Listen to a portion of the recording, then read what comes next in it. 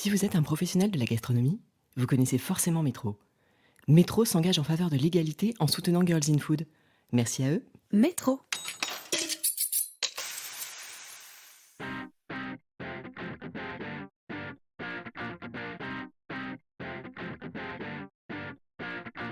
Catherine Kluger n'en finit plus de se réinventer. Avocate, elle plaque tout pour ouvrir un restaurant dédié aux tartes salées et sucrées, sans passer par la case CAP. Quelques années plus tard, elle remet les compteurs à zéro pour créer la marque de granola et de produits à base de graines Super Nature. Dans cet épisode, Catherine répond à beaucoup de questions que se posent les candidats à la reconversion. Comment trouver le projet qui vous fera vibrer ? Comment sauter le pas ? Un succès fulgurant est-il toujours une bénédiction ? Catherine délivre de nombreuses clés et revient pour nous sur les hauts et les bas de son expérience en regardant avec lucidité par-dessus son épaule, avec une grande humilité. Si vous aimez ce podcast et que vous voulez m'aider à le faire connaître, laissez un commentaire et 5 étoiles sur Apple Podcast ou sur votre appli de podcast préféré. Vous êtes prêts à passer à table ? Je suis Adeline Glibota et voici le portrait de Catherine Kluger dans Girls in Food. Bonjour Catherine Kluger. Bonjour. Est-ce que vous pouvez vous présenter aux auditeurs de Girls in Food ? Oui, bien sûr. Je suis donc Catherine Kluger et je suis la fondatrice de Super Nature, qui est une marque de produits bio très axée sur les céréales.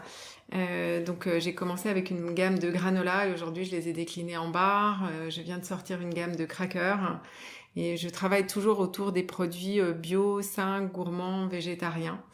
Voilà.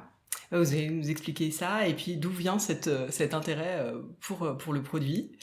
Avant ça, j'aimerais bien qu'on fasse un petit retour en arrière dans votre enfance. Est-ce que la cuisine occupait une place importante dans votre famille quand vous étiez petite ? Moi, la cuisine, je sais pas trop. Moi, je faisais un peu de cuisine avec ma grand-mère, je faisais des gâteaux. Mais j'ai toujours adoré cuisiner. Et donc, un jour, j'ai eu envie de faire de ma passion un métier. Oui, dans mon enfance, je j'ai pas de souvenirs. Oui, je viens pas d'une famille de chefs ou d'artisans. C'était pas l'élément central de votre vie. Non, pas du tout. Et est-ce que vous vous souvenez quand même d'un plat du dimanche ou d'un plat de fête qui revenait régulièrement sur vos tables ? Toujours les gâteaux de ma grand-mère, je dirais. C'était vraiment... on a une culture de pays de l'Est, avec des Apfelstrudel, des cheesecakes, des choses comme ça. Ça me parle. Et puis avec effectivement du pavot, des choses qu'on retrouve aujourd'hui, qu'on retrouvait aussi bien dans mes tartes et qu'on retrouve aujourd'hui un peu dans mes produits. Okay. Oui, le plat du dimanche, rien de spécial, ça dépendait des dimanches. Ok. Et toujours dans votre enfance, quel était le métier qui vous faisait rêver ? J'avais aucune idée. C'est-à-dire que je n'ai jamais eu aucune idée. C'est l'avantage. J'ai fait des études de droit parce que je savais pas trop quoi faire et je me suis dit, tiens, le droit, ça m'aide un peu à tout. Et voilà. Et puis après, effectivement, j'ai tout de suite trouvé un job dans un univers qui m'a plu. Mais je me souviens pas de m'être dit un jour, je ferai tel métier. Vous êtes devenue avocate à l'issue de vos études de droit. Et avant ça, je voulais savoir si vous aviez eu un petit job étudiant. Quel a été votre tout premier job ? Est-ce que vous avez fait le premier qui vous a valu un petit chèque Ah ouais, j'ai porté des cafés dans un cabinet d'avocat comme tout bon étudiant en droit. Ok. Ça, c'est le premier où j'ai été rémunérée. Après, j'ai fait plein de petits jobs où j'ai filé plein de coups de main. Mais c'est vrai que c'était mon premier stage. Et je faisais des recherches en bibliothèque et puis j'apportais des cafés. Si on revient justement sur votre parcours initial, donc c'était pas forcément, si je comprends bien, une vocation pour le droit, c'était plus une question d'opportunité qui vous a conduit vers ces études-là ? Oui, c'était mon frère faisait des études de droit et puis je me suis dit le droit c'est structurant, c'est bien et j'ai adoré les études de droit, j'ai trouvé ça hyper intéressant.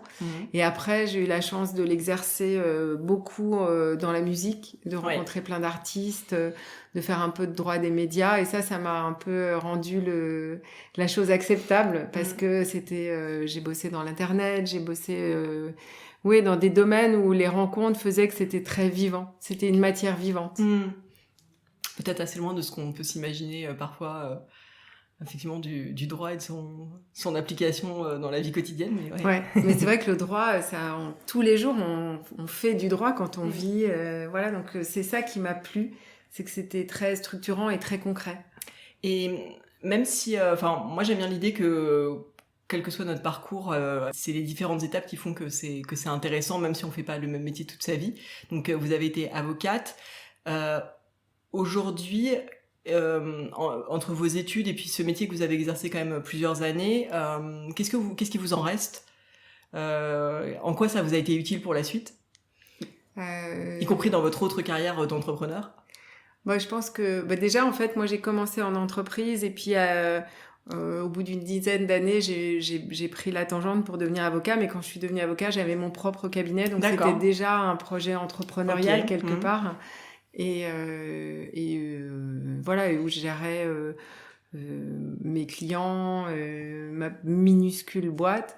Donc ça, c'était déjà une expérience entrepreneuriale. Mais moi, j'ai gardé, oui, le côté structure. Puis ce que j'ai fait, ça m'a passionnée, ça m'a beaucoup intéressée. Après, il y avait tout un pan du droit qui m'intéressait pas, enfin, qui était pas dans ma personnalité. C'est peut-être ça qui m'a un peu poussée à changer de vie et de métier. C'était l'aspect contentieux, plaidoirie et tout ça qui était pas du tout quelque chose qui me plaisait, puis pas du tout quelque chose dans lequel j'étais confortable. Et finalement, dans ce domaine où moi j'ai beaucoup travaillé, qui est la musique, il y a eu une énorme crise. Et donc forcément, quand il y a une crise, il y avait mon métier qui était celui de négocier des contrats est devenu plutôt celui de faire du litige. Oui. Et ça, c'est vraiment un truc qui m'a pas plus intéressant. Ouais. Ok. Et à quel moment est-ce que la gastronomie, l'intérêt pour l'alimentation est arrivé dans votre vie?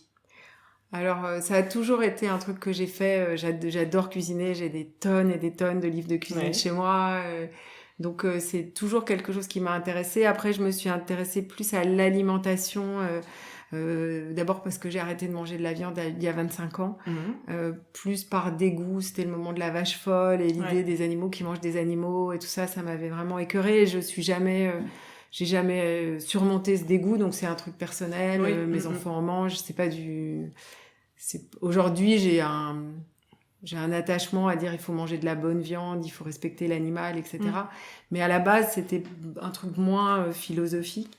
Et puis après, j'ai eu pas mal de... quand on est avocat, on est stressé. J'ai eu pas mal de soucis de santé. Et je me suis rendu compte à quel point, quand on modifie son alimentation, on se sent mieux. Donc voilà, le mélange des deux m'a rapproché de l'alimentation et du coup ça s'est connecté vraiment avec l'intérêt que je pouvais avoir pour cuisiner. Donc voilà, j'ai connecté les deux et ça me passionne toujours autant. Je pense que c'est un champ d'investigation qui est absolument fabuleux. Je suis bien d'accord. Et de la passion à la reconversion, il y a quand même un sacré pas à franchir.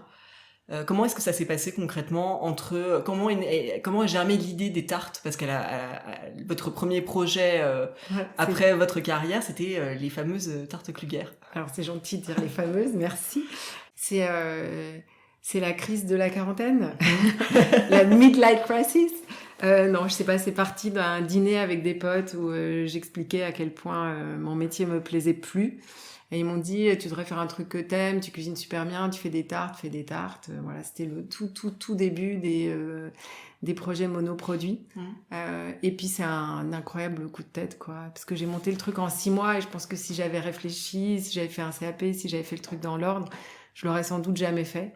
Donc ouais, c'est Qu'est-ce qui me fait dire ça? C'est le côté les difficultés qui se sont présentées. Ouais, c'est hyper dur. J'ai trouvé ça hyper dur.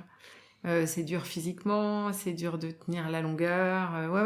Il y a pas mal de gens qui me disent c'est super la reconversion et tout, c'est super. Enfin, je voudrais pas faire autre chose, mais c'est un sacré chemin.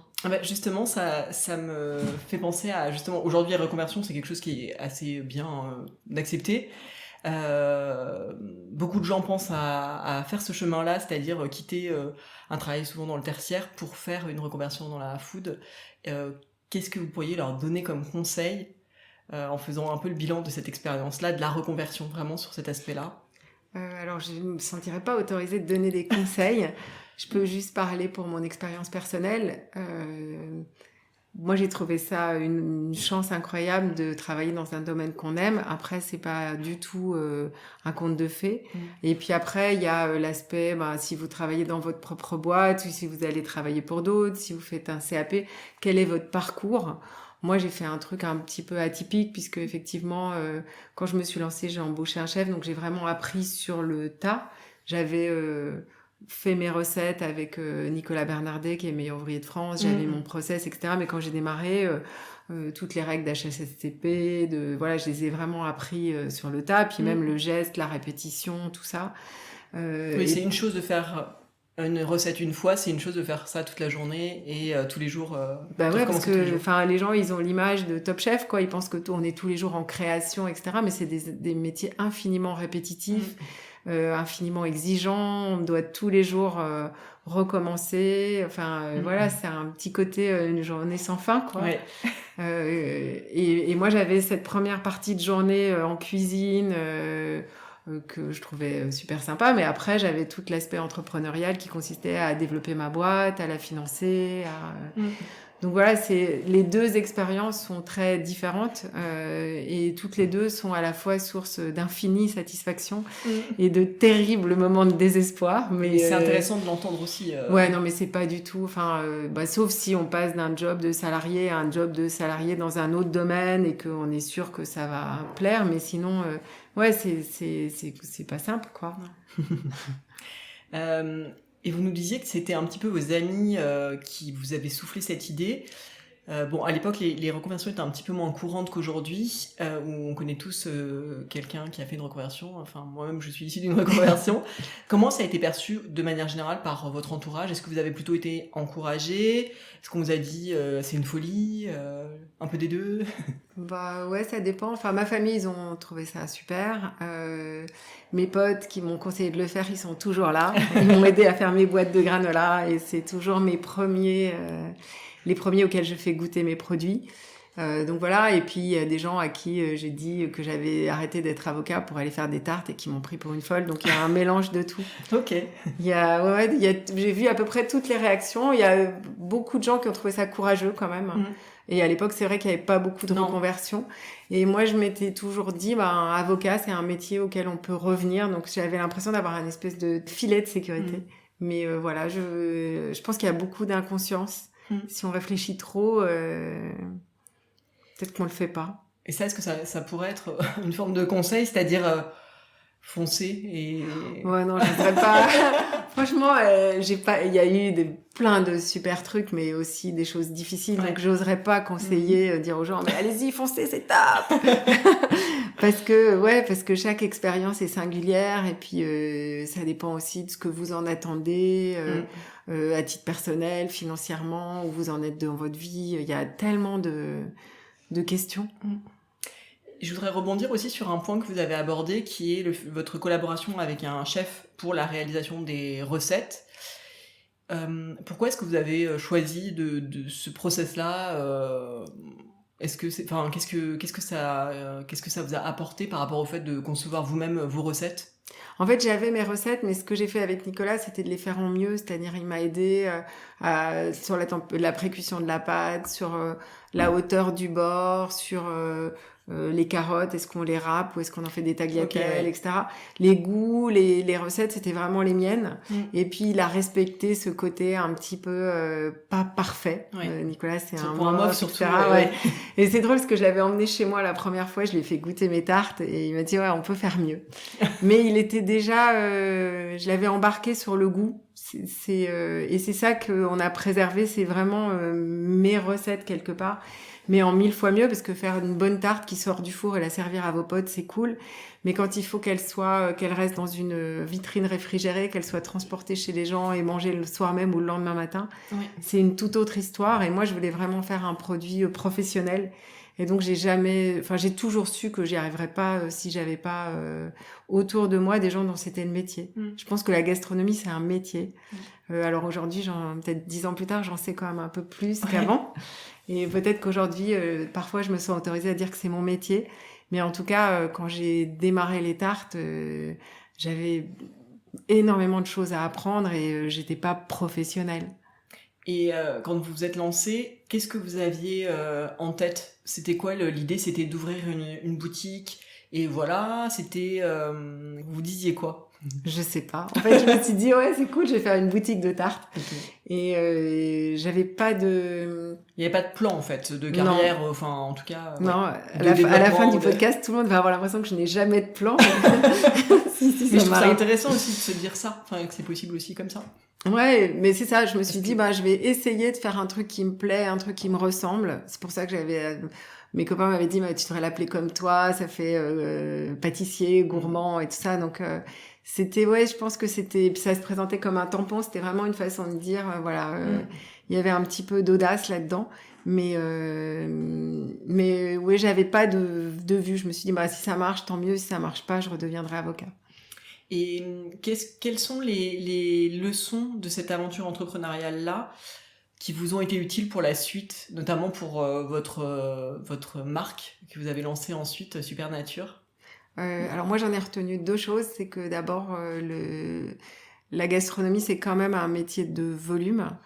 Soit on est chef étoilé et du coup on peut valoriser son travail autour d'une assiette ou d'un menu, soit effectivement quand on fait des produits de plus grande consommation, il faut arriver à avoir du volume.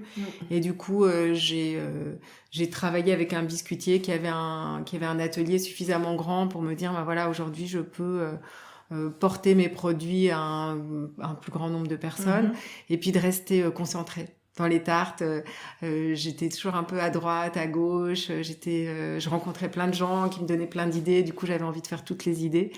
Et là je suis beaucoup plus posée. Focus en fait. Ouais, plus focus, plus concentrée, avec... ouais, je pense que ça m'a appris ça.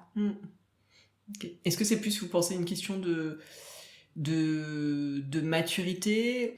Enfin, je sais pas, est-ce que c'est un enseignement business que quand on s'éparpille trop, en fait, on perd de vue l'objectif, ou c'est... Ouais, je pense, ouais. Puis peut-être que effectivement, si au début j'avais décidé, je fais ça pour ouvrir 10 boutiques ou pour faire ci ou ça, peut-être que du coup, mais là, comme j'avais pas de plan affirmé, j'étais plus enclin à saisir différentes opportunités qui parfois étaient dans la bonne direction, ou plutôt un peu à droite, plutôt un peu à gauche. Et du coup, oui, ça c'est vraiment un enseignement, enfin c'est une leçon que j'ai tirée, alors peut-être avec l'âge aussi, mais non, moi j'ai un esprit curieux, et voilà, puis j'adore les rencontres, et puis je trouve que tout le monde a des bonnes idées, mais aujourd'hui j'évite de mettre en œuvre toutes les bonnes idées, les miennes, celles des autres. J'essaye de rester un petit peu focus. Et c'est plus un conseil de business, parce que sinon c'est quand même 1000 fois plus marrant de faire 50 000 trucs en même temps. Est-ce que vous pouvez nous raconter un peu comment s'est passée la suite? Parce qu'il y a le grand lancement, vous changez effectivement vous quittez la robe d'avocat pour un tablier de cuisine, vous ouvrez la boutique, vous faites des tartes, et ensuite, qu'est-ce qui se passe? Parce que vous avez reçu tout de suite pas mal d'attention, en fait. La presse s'est tout de suite intéressée à vous. Comment s'est passée la suite de l'aventure Alors oui, j'ai eu cette chance-là, c'est que effectivement sur le thème de la reconversion, et puis j'avais ouvert une petite boutique dans le Marais, c'était à côté du carreau du Temple, et finalement le quartier très vite est devenu le lieu food que tout le monde regardait et tout ça, donc j'ai eu énormément de presse. Puis j'ai eu la chance que Marabout vienne me chercher pour écrire des livres, donc ça m'a aussi donné une espèce de caution, le fait d'écrire des livres de cuisine qui ont eu quand même pas mal de succès. Donc tout ça s'est déroulé assez vite. Et puis oui, j'ai pris beaucoup les appels entrants. J'ai eu cette chance-là, et du coup ça a été très très très fatigant. Parce qu'il y avait un rythme, et puis ça tournait beaucoup, enfin ça tenait beaucoup autour de moi, et puis j'avais toutes ces casquettes, j'étais à la fois j'étais en cuisine, j'étais en salle, quand il y avait des événements, quand on faisait des maisons et objets, je passais 4 jours à Villepinte, et puis il fallait que je gère ma boîte, et puis voilà, j'avais trop de casquettes. Répondre aux interviews même, ou faire des sujets dans la presse. Ouais, puis écrire des livres, c'est du temps, enfin voilà, c'était, j'avais pas mesuré que ça, plus ça, plus ça, et ça m'a beaucoup fatiguée. Oui, puis cette avalanche de bonnes et de mauvaises nouvelles, quand on n'a pas l'habitude, c'est... Et par exemple, quel genre de mauvaises nouvelles Est-ce que c'était un problème de prod? Est-ce que c'était ouais, de ça, staff? Il y avait tout, un mélange de tout ça. Okay. Il y avait des problèmes humains et des problèmes de business. Il y avait des avalanches de bonnes nouvelles. Enfin voilà, c'était un mélange de tout ça. Mais c'est ce que disent tous les entrepreneurs. Oui. Mais là, on était sur un produit frais. Il y avait une production tous les jours. On était vraiment en flux tendu parce qu'on n'avait pas beaucoup d'espace de stockage là où on travaillait. Donc, il y avait beaucoup de... Ouais, s'il manquait quelqu'un, c'était une catastrophe. Il fallait gérer les livraisons parce qu'on s'est mis à faire de l'événementiel. Enfin, voilà, il y avait tellement de choses à gérer. C'était beaucoup. C'était un peu trop, je crois. Et ça nous amène à votre autre projet, Supernature. Donc, une marque qui a commencé par des granolas en 2017. Est-ce que vous pouvez nous raconter un petit peu la transition entre les deux projets? Oui. Alors, dans les tartes, il y a des financiers qui sont venus gérer la société. Et moi, c'était vraiment pas mon... Enfin, c'était plus la même chose. Et du coup, le produit frais, c'était difficile. Enfin voilà, j'avais vraiment... j'ai trouvé que c'était difficile, quoi. Ouais. Et du coup, j'avais des potes toujours les mêmes, qui adoraient mes granolas. Et du coup, je me suis dit, je vais peut-être essayer de faire des barres de céréales. Et je suis allée voir un fabricant de barres de céréales avec ma recette. Et lui, il ne pouvait que mélanger et pas cuire. Et du coup, je lui dis, c'est pas grave, je vais faire du granola et je vais le mettre dans les barres. Et du coup, j'ai trouvé un biscuitier avec lequel je suis partie travailler pour faire des granolas. Et en fait, les barres, ça m'a pris 16 mois pour les développer parce que je voulais pas les... Je voulais les faire tenir sans mettre du sirop de glucose, sans mettre du sucre raffiné, sans ci, sans ça, etc. Et du coup, ça m'a pris un temps fou en recherche et développement. Puis j'avais déjà lancé les granolas, donc j'avais un peu moins de temps. Mais c'est vrai que les granolas, ça a été assez vite. On a vite trouvé comment les cuire dans son four, comment obtenir exactement le même résultat que celui que j'avais, moi, fait chez moi. Et du coup, je suis allée voir à la grande épicerie du Bon Marché, qui m'a tout de suite dit oui. Et alors sur une séquence temporaire, et puis ils nous ont gardés, donc ça c'était plutôt la bonne nouvelle. Mais c'est vrai que ça s'est enchaîné de manière assez naturelle, c'est-à-dire entre le moment où je me suis dit tiens, je vais faire des barres de céréales et le moment où j'ai eu mes granolas à la grande épicerie, il s'est passé 7 mois, quoi, ce qui est très rapide. Ah oui, effectivement. Et sur les recettes. Parce qu'on comprend que vous vous intéressiez déjà depuis longtemps à l'alimentation, à son impact sur la santé. Là, vous nous dites justement que vous vouliez pas que, par exemple, vos barres elles tiennent avec du sirop de glucose ou des produits comme ça. Comment est-ce que vous concevez vos recettes? Est-ce que c'est toujours une question, c'est votre goût, ou est-ce que il y a une dimension nutritionnelle que vous prenez en compte dès la conception? Enfin, comment est-ce que vous imbriquez les différents sujets finalement? Alors c'est un mélange des deux, c'est-à-dire que mon focus c'est quand même le goût. C'est-à-dire que je trouve que on mange un produit d'abord parce qu'il est bon et après parce qu'il vous apporte plein de nutriments. Et effectivement, j'ai toute une liste d'ingrédients que je m'interdis d'utiliser. D'abord parce que moi-même j'aurais pas envie d'en manger. Et après, je fais ça dans ma cuisine, je fais des essais, je regarde... par exemple, quand j'ai développé mes crackers, au départ, je voulais vraiment faire une planche de graines, mais c'est très cool de faire ça chez soi. J'ai la recette dans mon livre, mais c'est impossible de le faire... de le commercialiser. De le commercialiser, parce qu'on peut pas le produire, ça se casse à la main, enfin bon, c'est... Et du coup, j'ai pris j'ai regardé ce qui existait, j'ai regardé ce que j'aimais moi, et j'ai eu envie de retrouver un peu ce côté biscuité qu'ont les sablés anglais. Et du coup, j'ai mixé mon envie d'avoir tout plein de graines et puis le fait que j'aime les sablés anglais aux flocons d'avoine. Et j'ai fait plein de recettes, je les fais goûter autour de moi et puis je me lance, quoi. Et de manière générale, ça commence toujours dans votre cuisine? Ouais. Toujours aujourd'hui? Toujours aujourd'hui, dans ma cuisine, ou en lisant des livres de cuisine, ou en mangeant un truc super bon quelque part, en me disant comment ils arrivent à faire ça, c'est trop bien. Mais c'est vrai que ma porte d'entrée, c'est le goût.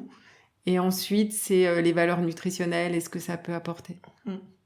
Et quand vous dites que vous avez dès le début été voir un biscuitier, ça veut dire que vous aviez tout de suite donc pris la mesure de votre expérience précédente et vous vous êtes tout de suite dit qu'il fallait faire donc du volume pour que ça fonctionne, pour que l'entreprise économiquement soit viable.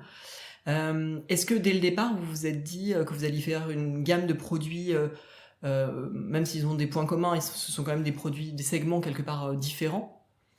Alors moi, j'étais vraiment partie sur les granolas et les barres de céréales. C'était vraiment mon focus.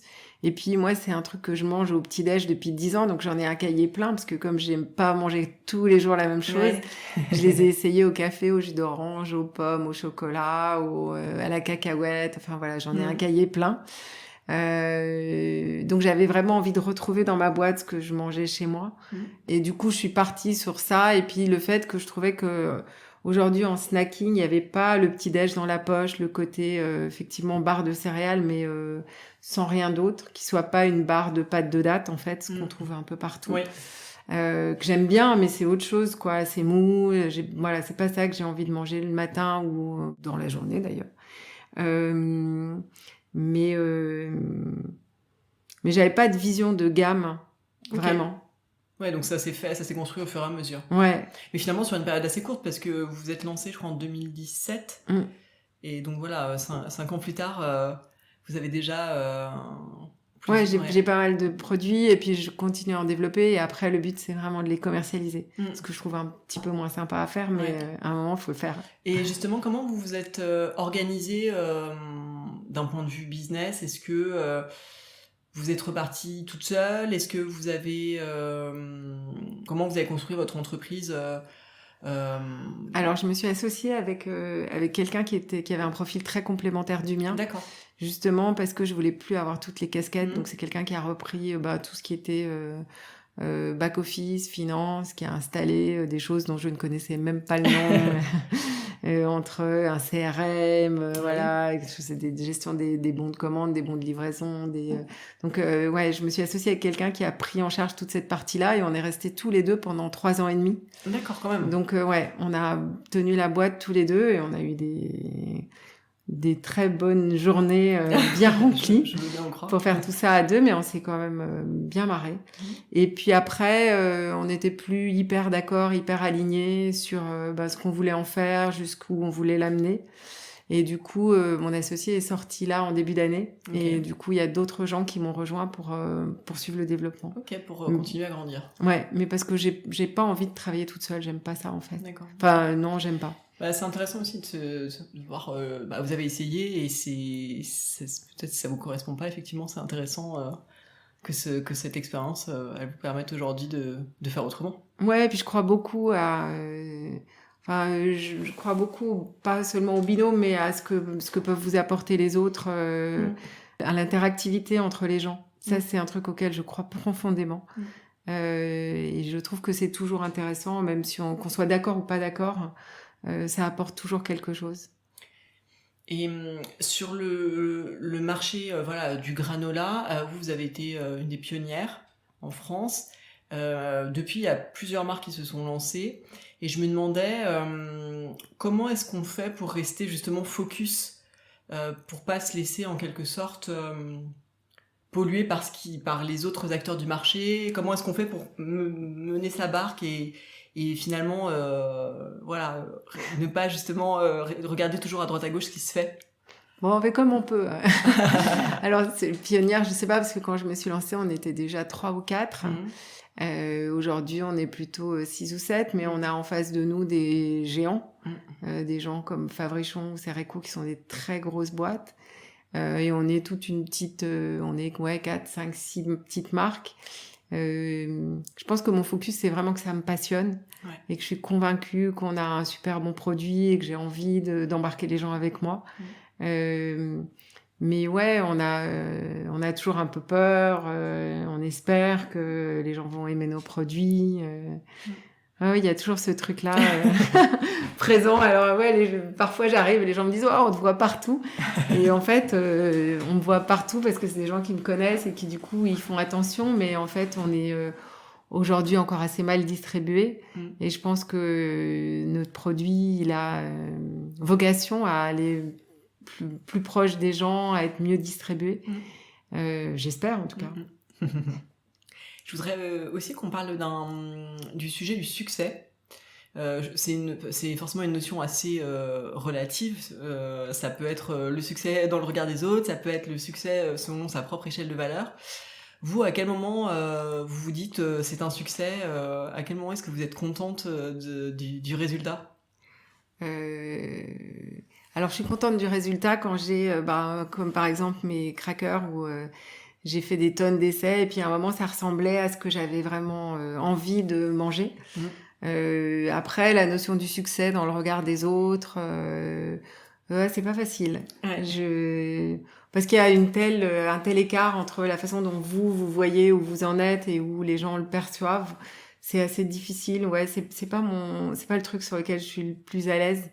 Je trouve que il y a il y a un tel écart et puis ça vous définit pas. Essentiellement, je pense que c'est ça, c'est que tout le monde fait ce qu'il peut le mieux possible et voilà quoi. Mais après, la notion de succès, c'est c'est une question compliquée. Vous nous l'avez dit, vous avez assez rapidement dans cette carrière dans la food commencé à écrire des livres et vous avez ensuite continué après les tartes. Vous avez écrit là plus récemment des livres sur le granola, enfin toujours en lien avec votre cœur de métier. Est-ce que ces projets éditoriaux, comment ils s'imbriquent avec le reste de votre activité? Est-ce qu'ils vous sont, c'est des choses qui vous sont vous indispensables? Est-ce que comment est-ce qu'ils naissent les uns après les autres? Alors j'ai appelé mon dernier livre Essentiel, c'est vous dire à quel point c'est indispensable. Ouais. J'adore écrire des livres de cuisine et puis j'ai l'impression d'avoir une telle chance d'en avoir fait mon métier et d'avoir appris tous ces petits trucs qui font que la cuisine c'est simple mais c'est bon, c'est joyeux, que j'ai hyper envie de le partager. Donc ça fait vraiment partie de ma démarche quand j'écris un bouquin, c'est vraiment pour essayer de partager toutes ces petites choses que j'ai apprises et où je trouve que ça fait une cuisine simple, efficace. Et donc, j'ai la chance d'être accompagnée par les éditions de La Martinière qui font des beaux livres, qui font des livres aussi. Là, le dernier, on l'a sorti sous un label IDIGA, qui est un label éco-responsable. Donc, j'ai l'impression je travaille avec Guillaume Schwertz, qui est un photographe génial. Donc voilà, c'est un environnement très agréable et ça me permet effectivement ce partage-là. Parce que je trouve qu'aujourd'hui, il y a beaucoup d'injonctions dans l'alimentation. On dit aux gens, il faut pas manger de viande, ou il faut pas manger ci, ou il faut manger ça.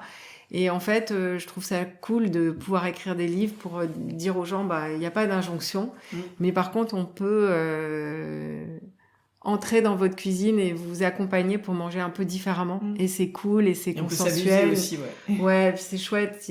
Moi, ce que j'ai envie, c'est d'apporter de la couleur dans l'assiette, des textures différentes. Se dire que si on a au fond de son frigo quelques sauces déjà préparées, franchement juste des légumes crus, vapeur ou au four, c'est tout de suite délicieux. Que si on met des herbes fraîches ou des graines en plus, ça va mettre de la couleur. Enfin voilà, c'est quelque chose qui est très complémentaire de cette activité super nature qui est ultra bordée, en boîte, très carré. De pouvoir écrire des livres de cuisine et de pouvoir partager ça, je trouve ça super. Et en plus, maintenant, avec les réseaux sociaux, les gens, ils vous le rendent, ils vous écrivent en disant j'ai fait telle recette, c'était bon, c'était pas bon, j'ai pas compris. Mais du coup, c'est une manière de partager qui me plaît. Sur les réseaux sociaux, justement, c'est aujourd'hui quelque chose de quasiment incontournable quand on lance sa marque. Vous entretenez quel rapport avec ça? Vous nous l'avez dit, c'est gratifiant quand les gens vous font un retour, enfin comme pour moi sur les podcasts. Comment est-ce que vous travaillez là-dessus, sur le fait de montrer votre travail, Ouais, c'est assez intuitif, c'est assez en one-to-one et aujourd'hui justement on est en train de séparer Supernature de mon Instagram, c'est-à-dire de ma manière de communiquer qui est faite par moi et très personnelle finalement, et de faire un vrai un vrai Instagram de marque, une vraie image de marque autour de Supernature. Parce que moi, c'est pas très construit. Ça peut passer de la photo d'une de mes chroniques de food pâtisserie dont je suis hyper fière à une photo d'un coucher de soleil parce que je suis quelque part ou d'un bol parce que je prends mon petit déjeuner. Donc effectivement, c'est un mélange de tout ça. Et donc c'est pas très construit et c'est peut-être pas très institutionnel. Et du coup, je pense que sur les produits, on va avoir une communication plus bordée.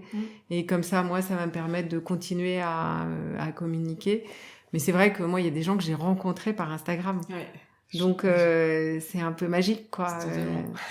Et je trouve que je trouve que c'est un mode de communication qui est incroyable, qui est hyper intuitif et chez moi qui est pas très construit. Avant de passer à la suite de l'interview, j'aimerais bien qu'on parle, vous en avez parlé au tout début, des produits qui constituent, des matières premières qui constituent vos produits. Comment est-ce que vous les trouvez ? Comment est-ce que vous les choisissez ? Enfin, comment ça se passe ? En fait, au début, j'ai travaillé avec mon biscuitier, c'est-à-dire que j'avais une charte qualité, je voulais des flocons d'avoine gros, je voulais qu'ils soient européens, idéalement français. Pareil sur le miel, tous mes produits sont sucrés au miel, sauf un qui est fait avec du sirop d'érable, mais je voulais du miel européen, je voulais avoir toutes les garanties, parce qu'aujourd'hui c'est des produits quand même un peu sensibles. Donc au début j'ai beaucoup travaillé avec lui. Aujourd'hui, comme on fait un peu de volume, on arrive à travailler en direct avec des producteurs. On a introduit tout plein de sarrasin dont je suis devenue fan dans les recettes, et on est sur un sourcing France. On travaille en direct avec un producteur. On a pu travailler avec lui sur comment on voulait qu'il torréfie la cacha pour avoir la texture qu'on voulait, parce qu'on le recuit derrière. Et de plus en plus, on va arriver à faire nos appels d'offres annuels nous-mêmes parce qu'on représente un certain volume et on a aujourd'hui 85% d'ingrédients européens, donc c'est canon. Ouais. Et je pense qu'on peut aller plus loin. Tout est certifié bio. Ah ouais, alors nous on est que bio, on est tout en bio et on est aussi certifié par SIGA, qui vient dire qu'on n'a pas d'ultra transformation. Donc ça, c'est un indice scientifique et parfois on se prend un peu la tête, même sur des 0,00, voilà. Mais le but, c'est vraiment de prendre que des ingrédients bruts de grande qualité, d'être sûr d'avoir un approvisionnement régulier. Mais ouais, ça me passionne. Ça s'entend. Est-ce qu'il y a eu un moment où vous vous êtes dit, ça y est, j'ai trouvé ma voie ? Peut-être là, avec le granola, j'ai l'impression d'être vraiment alignée, c'est-à-dire de proposer exactement les produits que je mangeais chez moi. Les tartes aussi, j'étais en avance, je prenais des fruits et légumes bio, je faisais de la saison. Vous m'auriez commandé une tarte aux fraises en hiver, je vous aurais dit, mais même pas en rêve. Voilà, donc j'étais déjà alignée avec mes convictions profondes qui sont autour de l'alimentation, de l'éco-responsabilité et tout ça. Mais aujourd'hui, j'ai quand même, on vient de se faire certifier B Corp, donc qui vient vraiment souligner cette démarche RSE. Et c'est des choses qui me tiennent à cœur. C'est-à-dire, je veux pas faire juste une entreprise qui grandit. J'ai envie de le faire avec des vrais gens. Voilà, c'est avec des valeurs. Avec des valeurs, avec des super produits qu'on est fiers de partager. Et de pas faire de compromis. C'est pas toujours facile, mais... Catherine, on va passer à la deuxième partie de l'interview consacrée aux femmes et à leur place dans le monde de la gastronomie. Alors, première question, qui est une question rituelle. Est-ce que le fait d'être une femme a eu un impact sur votre parcours professionnel, selon vous ?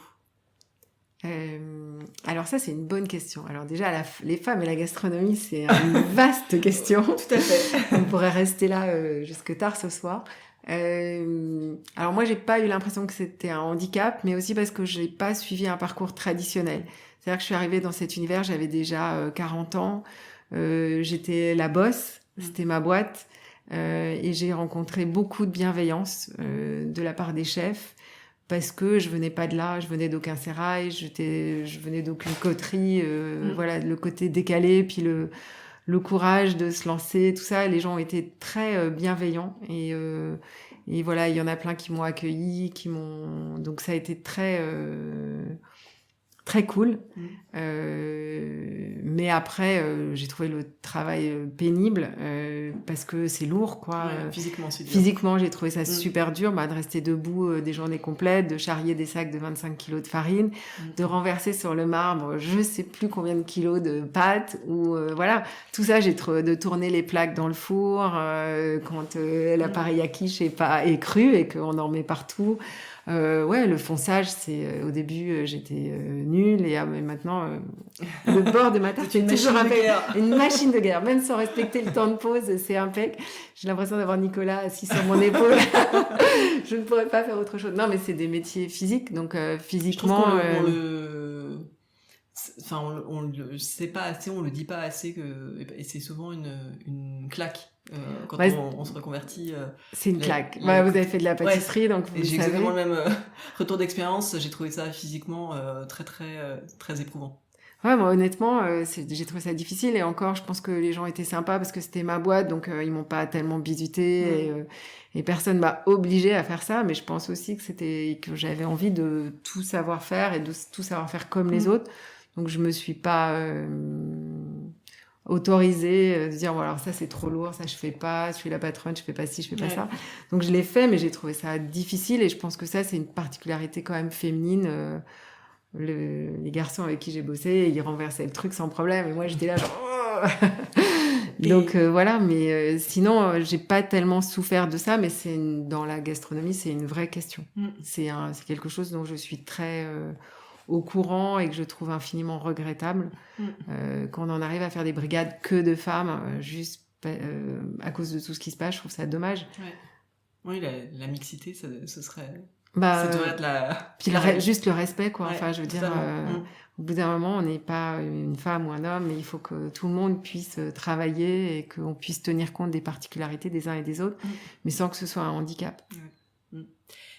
Juste un point par rapport à ce que vous avez dit sur le fait que, en tant que boss, vous n'êtes pas autorisé à ne pas faire certaines tâches, même si elles étaient difficiles.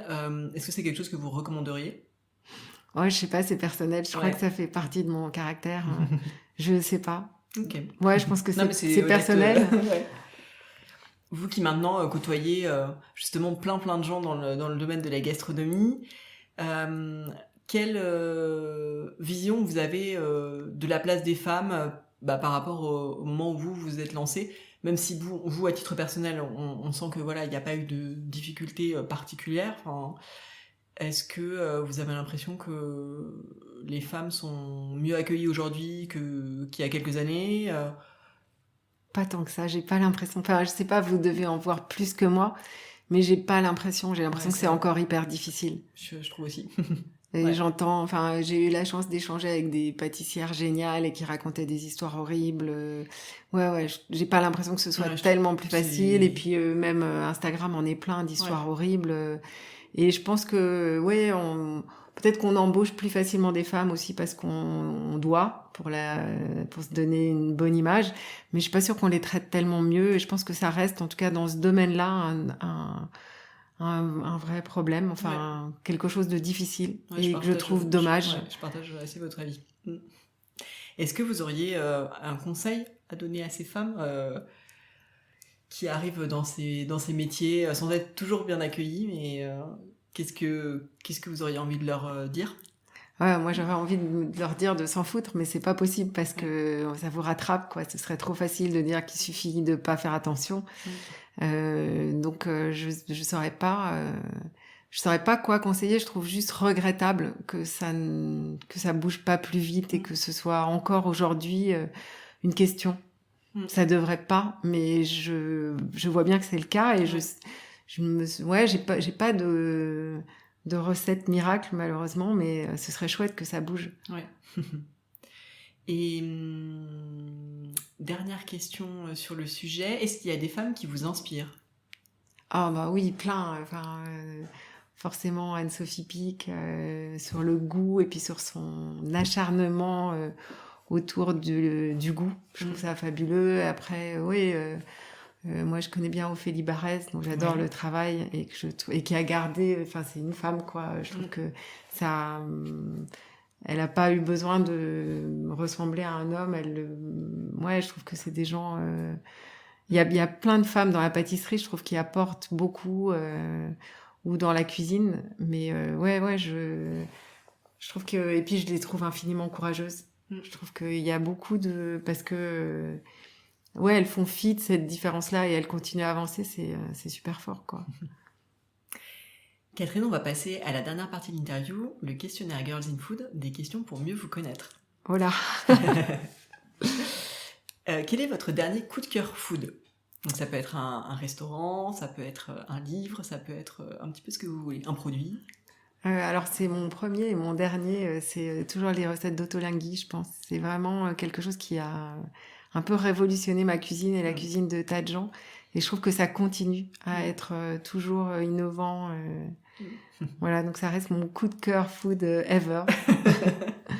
Un peu la tarte à la crème quand même, tout le monde doit vous dire ça, mais... non, je pense que vous êtes la première. Ah d'accord, ok. Je suis tout à fait d'accord, c'est vrai que ça a révolutionné ma cuisine aussi.